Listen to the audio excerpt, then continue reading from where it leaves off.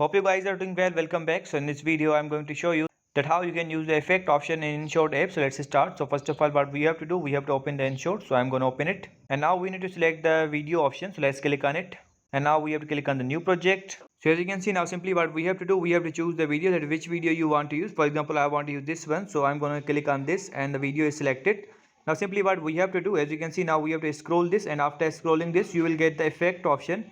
As you can see, has the effect option, so we have to click on the effect option, and after that, as you can see, different type of effects are provided here, so we have to click on the effects because we want to use the effect. As you can see, the different type of effects are provided here. Now you have to choose that which type of effect you want to use. For example, if you want to use this one, which is called trimmable, and as you can see, thrill effect is also provided here. The value is here. If you want to increase this or decrease this, you can do that. So as you can see, now you have to choose the effect, that which effect you want to apply. For example, if you want to apply trimmable or zoom out and zoom in, the value is also provided here. You can increase the value or decrease the value as well. So for example, I'm gonna use this one, so let's increase the value will be increased. If you want to decrease this, the value will be decreased. As you can see, the different type of effects are here.